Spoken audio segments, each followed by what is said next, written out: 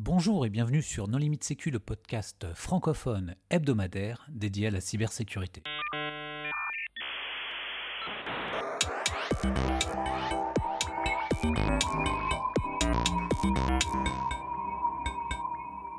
Alors aujourd'hui, nous retrouvons Paul Amar, Jean-Philippe Gaulier, Nicolas Ruff, Vladimir Collat, Hervé Schauer et Christophe Renard pour la deuxième partie de l'épisode consacré aux questions des auditeurs. Christophe, je crois que tu voulais enchaîner sur la question sur l'IA, mais je ne vois pas comment enchaîner. Je suis désolé. C'était plus tôt, puisqu'on disait que l'IA allait remplacer la cybersécurité dans le bullshit pour noyer les actionnaires potentiels. Alors, je vais plutôt peut-être rebondir sur une autre question, parce que j'ai groupé toutes les questions un peu trollesques ou sujet d'épisode à la fin, puisque je pense qu'on ne va pas en parler trop longtemps. Mais j'ai une question qui s'adresse au départ à Vlad pour sa veille de l'OSIR, qu'il a fait tous les mois pendant des années, et qui en fait pourrait s'adresser à tout le monde. Quel est le top 3 des sujets marquants, pas forcément des failles, mais des sujets marquants en cybersécurité dans ces 10 ou 15 dernières années? Je pense qu'on en a cité un juste avant avec Snowden, parce que à l'époque, moi j'étais à la Banque de France, on montait des infras un peu complexes et on nous traitait de parano, de se protéger des attaques de la guerre des étoiles, etc. Et d'un coup, je suis passé de parano à éclairé. C'est-à-dire qu'avant, ils se foutaient de ma gueule, les métiers et autres, en disant « Monsieur, n'importe quoi, machin, ça n'existe pas ». Et d'un coup, « Ah bah si, en fait, vous aviez raison ». Ça, moi, je l'ai vécu vraiment comme un gros changement avec tout ce qu'il y avait dedans, c'était incroyable. Il y a également... Mais en fait, finalement, ça rejoint un peu ce qu'a dit Christophe juste avant. C'est Shadow Broker, mais avec la suite de Shadow Broker. C'est-à-dire Shadow Broker et WannaCry et ensuite NotPetya. Parce que finalement, ce ne sont que la suite de l'événement Shadow Broker où, a priori, donc, le gouvernement russe a mené une attaque, le premier plutôt que nord-coréen avec WannaCry, et a été repris par... le gouvernement russe pour mener une attaque contre l'Ukraine, mais ce qui a un petit peu débordé du pays, a touché en particulier chez nous Saint-Gobain, et a quasi détruit le système d'information de l'entreprise en quelques minutes. Ça, je pense que ça a quand même marqué les esprits. Et un troisième, je réfléchis, là j'en vois Earthbleed pas. peut-être. Comment ? Earthbleed. Non, mais dans les vulnérabilités, j'ai peut-être pas Earthbleed, mais plutôt Log4j, qui est arrivé à cette merveilleuse période des fêtes de fin d'année et qui a obligé tout le monde à bosser quasi jour et nuit, week-end compris, pour essayer de savoir où est-ce qu'était j'ai failli être vulgaire, mais cette espèce de bout de code minuscule, cette petite librairie que tout le monde utilisait, mais personne ne savait où elle était. Ça aussi, ça a obligé les gens à essayer de reconstruire des référentiels, des inventaires de ce qu'ils avaient au fur et à mesure, et finalement, beaucoup de gens se sont rendus compte que finalement, avoir un inventaire à la fois des systèmes qu'on a, des logiciels, librairies, etc., c'était pas si mal que ça. Donc ouais, je citerai ça, je citerai Snowden, Shadow Broker avec toute la suite jusqu'à NotPetya et Log4j. Alors moi, j'irais plus loin que Log4j, parce qu'en fait, il y a eu Log4j, ça a démontré que les systèmes open source, les logiciels open source étaient vraiment embarqués à tout un tas d'endroits et qu'on n'avait pas du tout d'inventaire de ces choses-là. C'est chose que les Américains essayent de faire maintenant, ce qu'ils appellent le Software Bill of Material, c'est-à-dire que pour travailler avec certaines entités du gouvernement, tu dois être capable de lister absolument toutes les librairies open source que tu utilises. Donc il y a eu ça, il y a eu la faille Debian avec les clés SSH prédictibles, etc. Mais tout ça, on va dire, c'est accidentel. Earthbleed, un commit un 31 décembre à 23h50, bon ok. Mais ce qui a tout changé derrière, c'est Jiatan. Parce que là, on a eu la preuve qu'il y avait des accidents dans l'open source, mais il y a aussi des gens qui sont capables de passer 2 ans à se hisser au rang de contributeurs majeurs de projets open source et qui sont là activement pour saboter de l'intérieur et pas en mode comme il y a quelques années, comme quand kernel.org avait été backdooré, qui était quand même un travail un peu de niveau zone h.org où en fait c'était juste pour... ça sentait un peu le hacker solitaire qui avait réussi à rentrer. Là, c'est vraiment un plan déterminé, cohérent, sur le long terme, et donc ça prouve que ça existe. Et aujourd'hui, avec le problème qu'on a sur le CDN de Polyfil, par exemple, qui a été revendu par son mainteneur officiel à une entreprise chinoise qui, aujourd'hui, il a été prouvé qu'elle s'en est servie pour distribuer du contenu malveillant. Voilà, c'est c'est que le début. Il y en aura d'autres. On a eu, avant ça, quand même, on a eu énormément de compromissions par des faux packages, des packages truqués sur les distributions de paquets Python et de distributions Node.js qui ont été massivement exploitées pour le commerce en ligne, pour récupérer les cartes bancaires dans le commerce en ligne. Il y a une progression, c'est pas une rupture, je pense. Ceci dit, dans les trucs marquants, moi, je trouve que l'exécution spéculative dans les processeurs, moi, j'ai trouvé ça pas mal aussi. Oui, c'est joli, mais ça n'a pas tant d'impact que ça. C'est une belle démonstration, mais il y a eu peu de cas, on en a vu quelques-uns, mais peu de cas d'exploitation dans la nature. Je crains qu'on ne les connaisse pas bien, les cas. Pour parler un peu, on va dire, règlement RGPD quand même. C'est quand même quelque chose de notable. Moi, j'aurais tendance à dire qu'un des premiers gros piratages très impactants, très publics, c'est le piratage de DigiNotar, qui a montré qu'on pouvait pirater une racine de confiance, deux d'ailleurs, puisqu'ils n'étaient pas les seuls piratés, juste pour traquer des opposants pendant une élection présidentielle. Et que les éditeurs de navigateurs étaient totalement impuissants. Mais si on veut rester sur les typologies d'attaque, est-ce qu'il n'y a pas eu aussi les chaînes de distribution d'attaque via les chaînes de distribution qui ont changé la donne ? SolarWinds, par exemple. SolarWinds, pour moi aussi, c'est un fait marquant. Oui, mais là, vous prenez des trucs récents. Donc, mais en même temps, c'est assez disruptif. Sophistiqué, tu voulais dire. Et SolarWinds, par exemple, ça a touché quand même, fait rare, des dizaines de milliers d'entreprises et d'agences gouvernementales américaines qui se sont fait poncer totalement par un pays étranger dont on ne citera pas le nom. Ça c'est quand même un très très beau fait marquant. Après, et dont ont découlé un certain nombre de lois justement pour assurer la sécurité des logiciels. Si on veut prendre quelque chose d'intemporel, c'est l'insécurité des logiciels de sécurité. Alors ça fait peut-être passer à peut-être la dernière question, Nicolas. Non, on en a encore plein, tu sais. D'accord. Ce que je veux dire, c'est que il y a 20 ans, les failles dans les moteurs d'extraction RAR et LHA et ZOO dans les antivirus étaient exploitées. Et la semaine dernière, il y a encore des failles dans des appliances de sécurité. En fait, de manière générale, tout ajout de logiciels dans un système d'information rajoute des failles. Et les logiciels de sécurité qui sont là pour protéger ne font pas exception. Et il y a des modes, parce que je crois que c'est vers 2018 où, quand à la Black Hat, on a commencé à avoir des publications qui défonçaient les interfaces de gestion des pare-feux et autres appliances. En fait, il y avait assez peu d'attaquants non étatiques qui fichaient son nez là-dedans. Alors que finalement, c'est des vieux Linux avec des interfaces web qui tournent en route. Donc pas le top de la sécurité. Et une fois que ça a été publié sur un équipement, on n'a plus arrêté. Parce que en fait, les gens qui éditent ce type d'équipement ont des architectures qui sont souvent anciennes, qui sont dures à revoir, et donc ils ont le choix entre sortir un tout nouveau produit, le concevoir, le tester, ce qui est très compliqué, ou faire des rustines sur un produit qui a un âge, quoi. Alors le cycle de vie du développement logiciel n'est pas encore à son art. Ça reste un art et c'est pas encore une science. Toutes les questions suivantes sont des questions vraiment techniques. On ne va pas dire que c'est du consulting gratuit qu'on vous demande, mais quasiment. Pour vous donner un exemple, on a une question sur la faille CVE 2024-2961, qui est cette faille dans PHP exploitable via la fonction iconv, donc quand on convertit du chinois en français ou l'inverse, et qui théoriquement était exploitable en tout cas dans plusieurs applications PHP telles que Roundcube, telles que présentées à OffensiveCon 2024. La question est assez générique, c'est « mes développeurs n'appellent pas directement la fonction, donc ils ne veulent pas patcher. Que puis-je faire pour les convaincre ?» Et en fait, c'est une question qu'on peut appliquer de manière générale à toutes les failles logicielles. Est-ce qu'il faut aller poncer entièrement un système d'information, ou est-ce qu'il faut faire de la red team pour obliger les gens à patcher, ou est-ce qu'on peut imaginer que les gens vont d'eux-mêmes appliquer les correctifs de sécurité dont le CVSS est supérieur à un certain score ?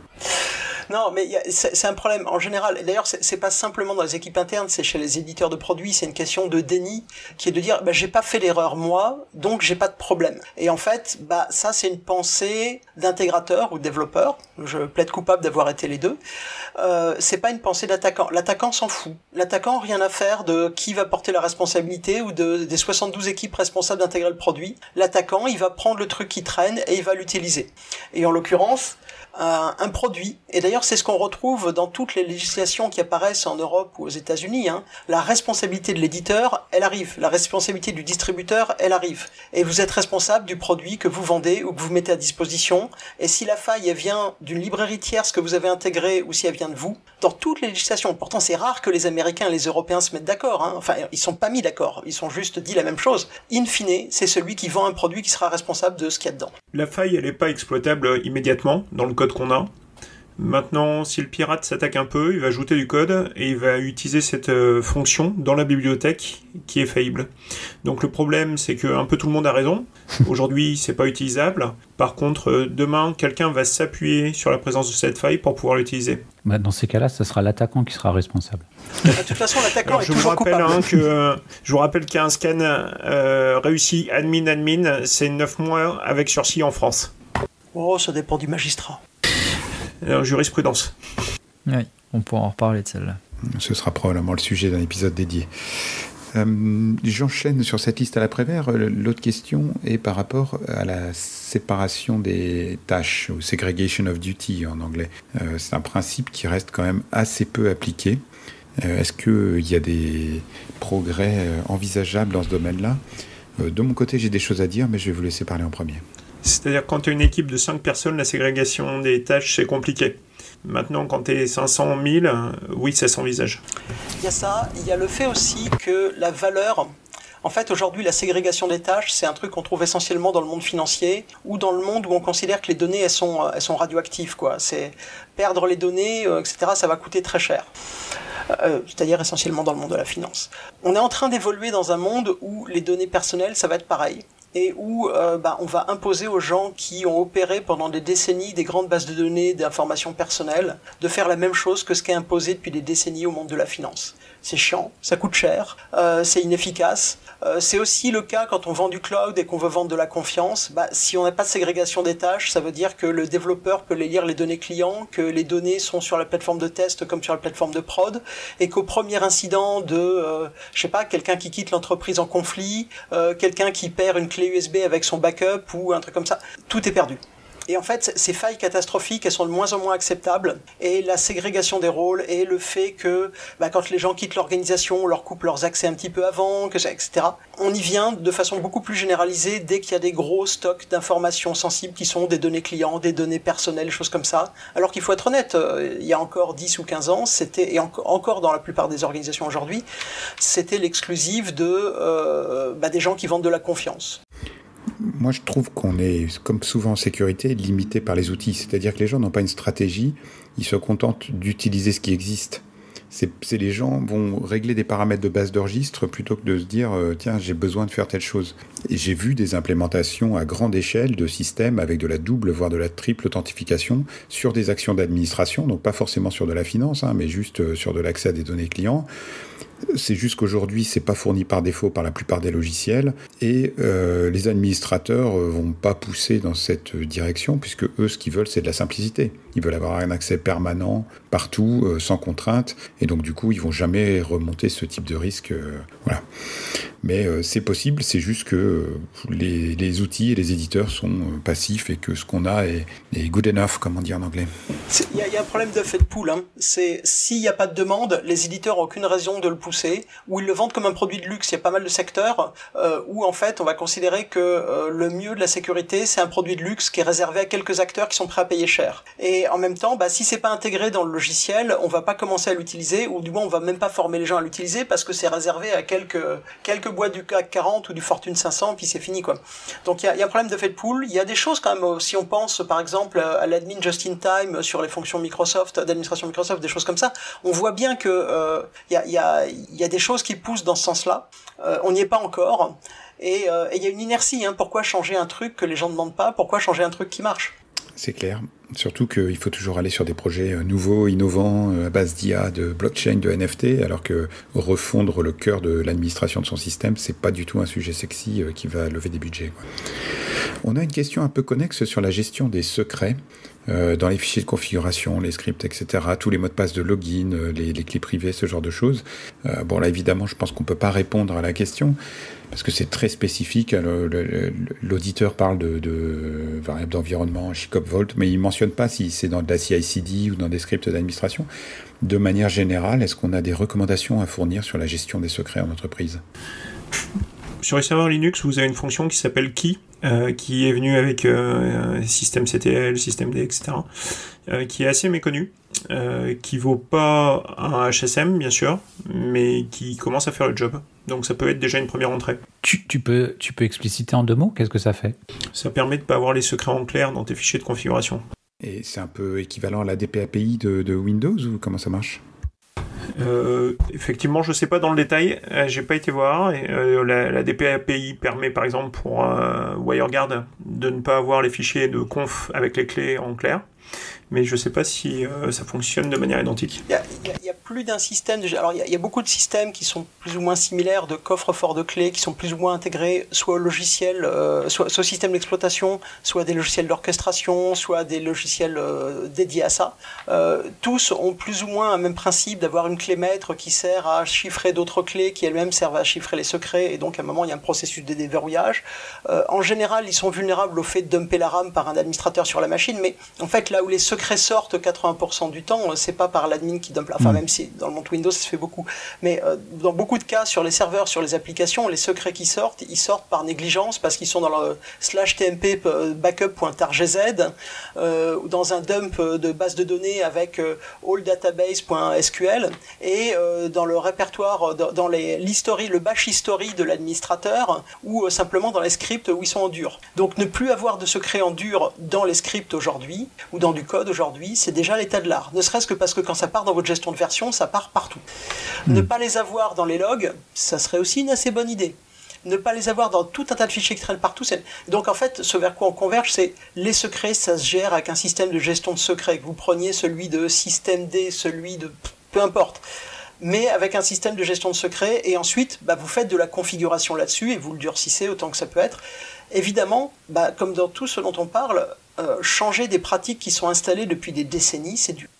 Des solutions en tout cas comme Vault d'HashiCorp, moi si on regarde un petit peu ces derniers mois ou ces dernières années, ça semble être en tout cas une référence solide dans le domaine. En plus de ça, on peut interconnecter ça avec un LDAP et du coup avoir un niveau assez fin en fait des autorisations de lecture, d'écriture qui peut par exemple arriver à toucher à ces secrets. Donc je pense que c'est une alternative, en tout cas une possibilité qui est solide. Voilà, à garder en tête. Précisons que HashiCorp a été racheté par IBM et qu'il faut peut-être aussi...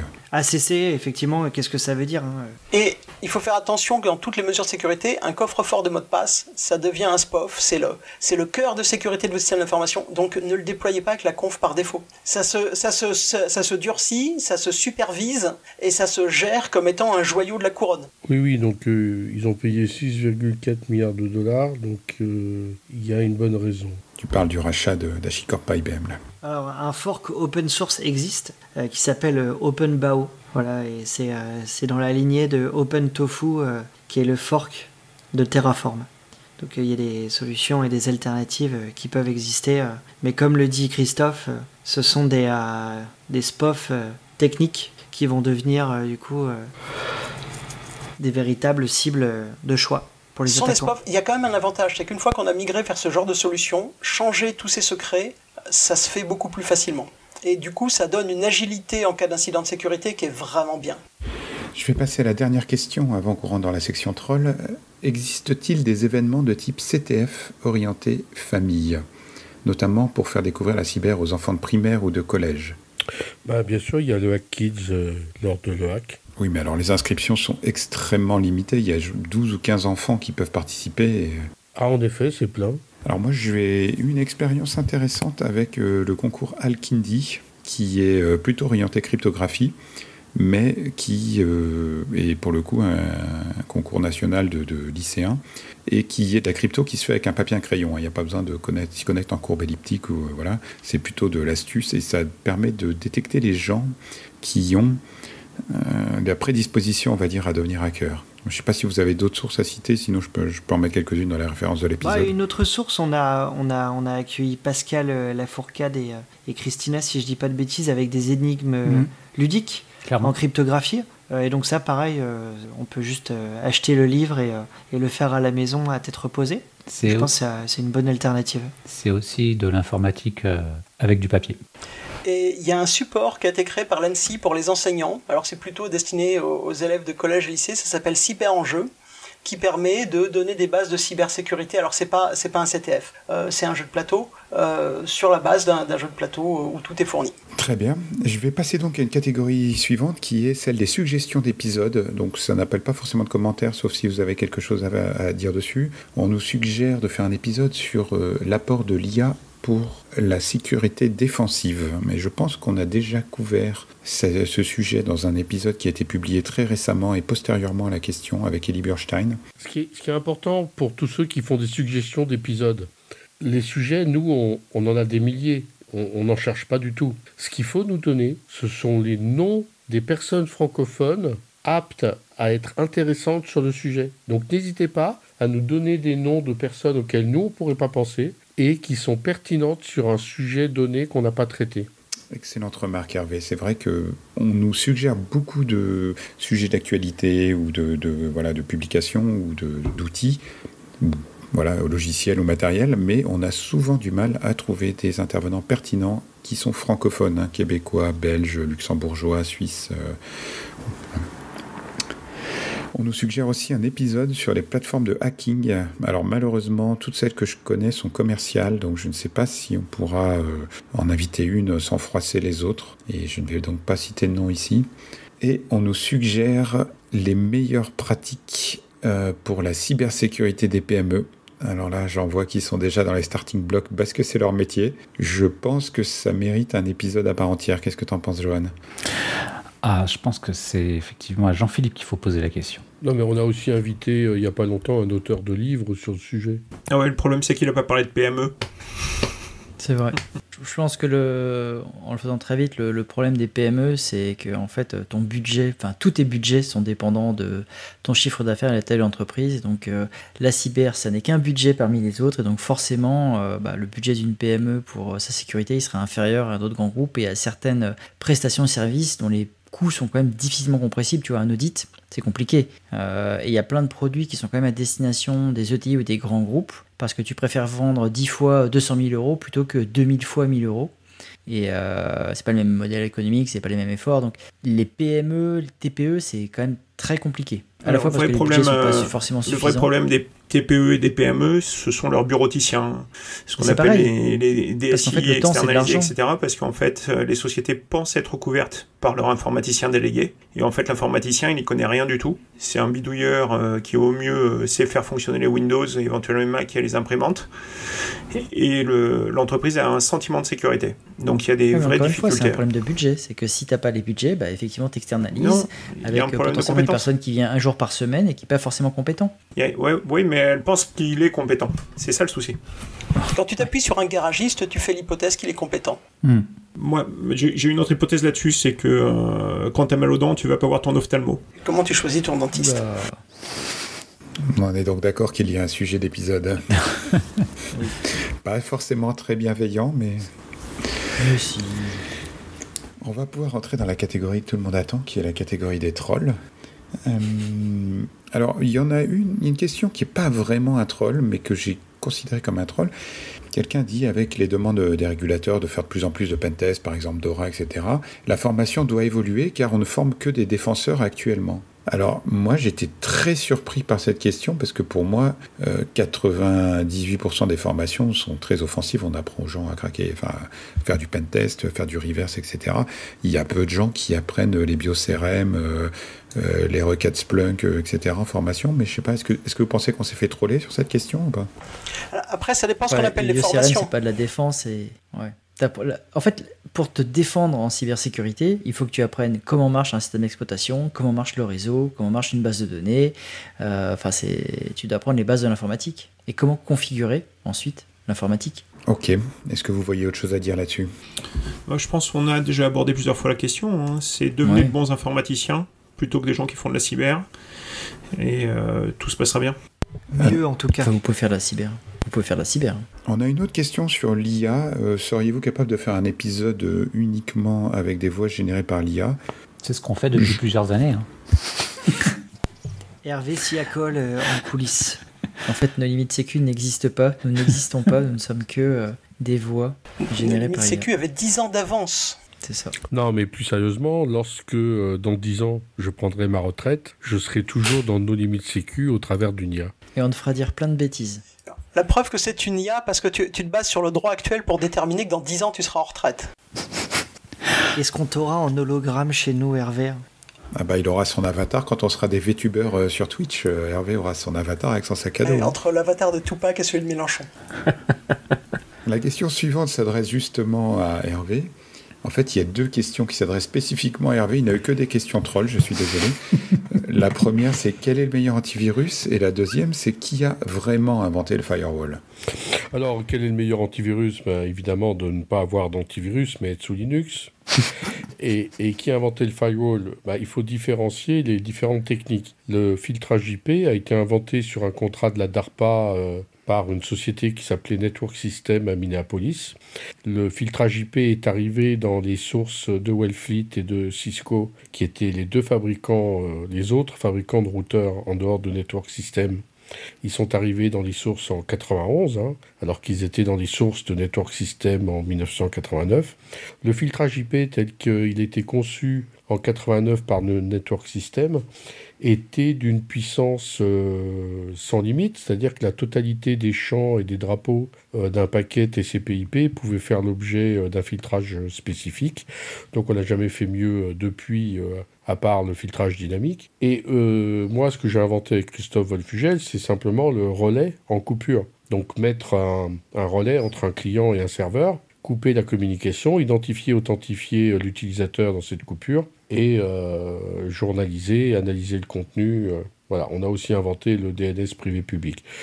Bon, il y a un papier de 12 livres qui le prouve, qui a été publié en 92, donc c'est pas très dur. Hervé, ce mode diode, ou non, c'est pas le mode diode, mais plutôt cette coupure, et c'était au niveau TCP ou c'était au niveau applicatif que tu réalisais? Au niveau applicatif. Non, c'était un relais complètement applicatif. Voilà. Après, tout le monde a repris le même principe dans les firewalls. Après, il y a simplement eu quelqu'un Hervé, qui... sur ça, parce que moi, j'avais des traces de filtrage de paquets avec... Comment tu... J'avais des traces de filtrage de paquets en 1980 avec CSPF dans Alto, qui était l'Unix de Xerox. À l'époque, il ne devait pas y avoir beaucoup de paquets. Ça devait être vraiment les débuts des relais. Mais là, tu parles... je te rappelle que déjà, pour avoir TCP/IP sur un réseau Ethernet, je veux dire, c'est... Non, ça, c'était CMU, Stanford Packet Filter à l'époque. J'ai jamais entendu parler. Et je t'enverrai les refs. Voilà, moi, dans les routeurs, en tout cas, c'est apparu en 89. Ah bah oui, bien après, oui. Ouais. Dans le monde classifié, il y avait déjà des systèmes de filtrage sur les ports série, et typiquement pour faire du transfert entre deux zones de niveau de classification ou de sensibilité différente depuis assez longtemps. Mais je pense qu'il y a vraiment eu un changement radical avec la généralisation du pare-feu du pare-feu IP qui permet de rajouter beaucoup de paramètres en fait et pas simplement un ou deux champs dans la couche la plus basse du paquet à filtrer, quoi. Mais juste pour répondre d'où vient le troll, pourquoi la question se pose? Simplement parce qu'il y a eu par la suite quelqu'un qui régulièrement, un Américain qui parle dans beaucoup de conférences, qui régulièrement modifiait sa biographie et se vieillissait d'un an de plus. Et chaque 5 années, il se vieillissait d'un an de plus. Et en se vieillissant à près de 2 ans de plus que ce qu'il avait, il a fait croire, fait croire aux États-Unis, bon, je m'en contrefiche, que c'était lui l'inventeur. Parce qu'il avait vieilli sa bio. Bon, depuis, il a arrêté, et il s'en fout complètement, et il est multimillionnaire. Mais c'est juste à cause de ça qu'il y a eu une polémique. Et c'est vrai qu'à un moment donné, bon, il m'en a voulu. J'ai écrit aux organisateurs de conférences américains en montrant ses publications dans ce qui s'appelait à l'époque les news, un système d'information distribué avec les dates et les adresses e-mail d'où il publiait, pour montrer que sa biographie avait 2 ans d'erreur. Voilà. Donc le mec, il a refait la même chose que moi, mais après. Il est toujours dans Wikipédia. Tu t'es encore fait un ami. Oui, mais si tu veux, je veux dire que ça... Enfin bon, écoutez, s'il y a des auditeurs plein de bonne volonté qui veulent refaire ma page que Wikipédia a supprimée, et j'en passe et des meilleurs, bon, c'est avec grand plaisir, mais je reconnais que je me suis jamais intéressé à ces choses-là. On est dans la section troll du podcast, Hervé. fais attention à cette proposition. Ouais. Et pour en revenir à ta première proposition, où tu dis qu'il n'y a pas de virus sous Linux, je précise quand même que tu es passé sur iPad depuis fort longtemps et que du coup tu as résolu tous tes problèmes de malveillance. Et il y a des malwares sous Linux. Oui, tout à fait, mais je n'ai pas besoin d'antivirus. Après, l'iPad est quand même une solution que j'avais trouvée extraordinaire lorsque j'étais dans un grand cabinet d'audit, parce qu'on recevait effectivement des messages sur une messagerie Microsoft potentiellement malfaisants, et j'avais vu qu'en lisant ces messages, en regardant les pièces jointes où il ne fallait pas cliquer sur mon iPad, ça faisait rien. Donc, et si je voyais que c'était un truc, j'effaçais. Et après, quand on retournait sur Windows, il n'y avait pas de problème. Tous les trucs dangereux avaient été effacés sur l'iPad. La meilleure sandbox. Il faut quand même avouer que les systèmes mobiles ont été repensés entièrement et ne viennent pas de l'informatique personnelle où tu peux, par conception, installer ce que tu veux sur ta machine que tu as achetée et c'est la tienne et tu fais ce que tu veux avec. Les systèmes mobiles offrent quand même un système de cloisonnement et de sécurité dès la conception qui a changé pas mal de choses. Voilà. Il n'y a plus cette idée qu'il faut réinstaller régulièrement pour supprimer tous les malwares, etc. On a une dernière question troll qui est en lien avec les visas de Nancy. Bon, Mathieu, je sais que c'est toi qui as posé cette question, je ne vais pas y répondre. Et on aborde enfin la dernière partie de l'émission, à savoir toutes les questions sur l'échec de la sécurité que nous avons groupées ensemble. Alors, quand même, quelqu'un s'est foulé et a posé la question: si la sécurité est un échec, y a-t-il au moins une justice et avons-nous les attaquants que nous méritons? Et je pense qu'on peut peut-être conclure là-dessus. Quelle est votre opinion? Mon avis là-dessus, c'est qu'il n'y a pas vraiment d'attaquants, parce que si les attaquants étaient vraiment là, il n'y aurait plus d'Internet. Avec toutes les failles qu'on a toutes les semaines, s'il y avait vraiment des méchants, ça fait longtemps qu'on n'aurait plus d'Internet, donc on aurait tout coupé. Le problème, c'est qu'ils en ont besoin pour se déplacer, donc ils ont gardé ça. Et il ne faut pas oublier, le bordel joue des deux côtés. Pour les attaquants aussi, c'est le bazar. Il n'y a pas deux versions identiques, il n'y a pas deux systèmes d'information. C'est le bordel, il faut être honnête. Eux aussi ont du mal à recruter. Et en plus, ça dépend, ça dépend combien tu payes. Quelle année pour être en vie? OpenSSH, Exchange, Outlook, tous les pare-feux principaux, pfSense, et VPN.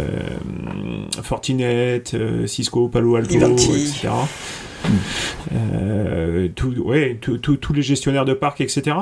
Quand on nous dit oh là là, vous allez vous faire pirater, déjà dans certains pentests t'arrives pas à rentrer parce que t'as pas l'opportunité d'avoir le truc exposé alors que tu sais que tu peux les éclater une fois que t'es à l'intérieur. Je pense qu'on a effectivement les attaquants qu'on mérite, dans le sens où c'est clair que quand un attaquant rencontre de l'hostilité, soit il va voir ailleurs, soit il monte de niveau parce que c'est vous qui cible vraiment. Et si on se fait pirater par un attaquant qui est très mauvais, d'abord ça arrive dans beaucoup d'endroits parce que c'est très dur d'avoir à une certaine échelle, c'est vraiment dur d'avoir un système d'information bien protégé et de le garder protégé. Mais si on s'est fait pirater par un tocard, c'est qu'on a des choses à changer, quoi. Et puis, est-ce que ça ne dépend pas de la façon dont on regarde? Si on regarde avec une loupe, c'est vrai que la sécurité est un échec. Il y a des vulnérabilités partout, les attaquants rentrent un petit peu comme ils veulent, mais si tu regardes avec des longues vues, on vit dans un monde qui est ultra numérisé, et on arrive à vivre et à bien vivre. C'est exactement comme la crise de complexité du logiciel. Dans les années 70, je ne me rappelle plus de la date précise, l'OTAN fait une conférence sur le génie logiciel en disant on a fait une projection et arrivé aux années 80, on ne saura plus gérer la complexité du logiciel parce qu'il y a trop de composants, c'est le bazar. Et puis qu'est-ce qu'on a fait? On a changé les langages de programmation, on a changé les éditeurs, les compilateurs, les chaînes de... Et en fait, aujourd'hui, on gère des projets qui reposent sur des centaines de millions de lignes de code, qui s'assemblent, qui communiquent. Dans les années 80, c'était la grande affaire, c'était comment je fais des appels à distance. Aujourd'hui, tout le monde fait des trucs en JavaScript à travers le web qui sont improbables. Donc, en fait, la complexité, elle se gère à chaque fois par une montée en niveau d'abstraction des outils qu'on utilise. Et c'est le cas aussi dans la sécurité. Le problème que l'on a, c'est est-ce que la vitesse à laquelle on sécurise l'informatique que l'on déploie, elle est égale, inférieure ou supérieure à la vitesse à laquelle on met de l'informatique partout. Et pendant des années, on mettait plus vite de l'informatique qu'on mettait de la sécurité, parce qu'on gérait les deux séparément. Et c'est ce passif qui fait qu'aujourd'hui c'est quand même difficile, alors que si on part d'un système tout neuf, il y a beaucoup de choses qui sont faisables et c'est beaucoup plus difficile à pirater. Donc oui, la sécurité a quand même changé. Si vous demandez à un pentester s'il préfère attaquer un Windows 2000 ou un Windows 10 ou 11, il vous répondra assez clairement. Donc les choses ont changé. Est-ce qu'elles ont assez changé ? Les gros systèmes ont évolué. Quand tu prends Windows, par exemple, ça s'est vachement fermé, vachement amélioré, etc. Malgré toutes les vulnérabilités qu'on voit, hein, c'est vachement plus solide. Par contre, les 3 derniers pentests qu'on a fait sur du code développé par des développeurs actuels, du web, qu'est-ce qu'on a retrouvé ? Injection SQL, credential par défaut, et XSS stocké. Et on a même fait du saut de profil juste en changeant un ID dans le code en 2024. Donc la conclusion, c'est que c'est un échec. Et une réussite à la fois.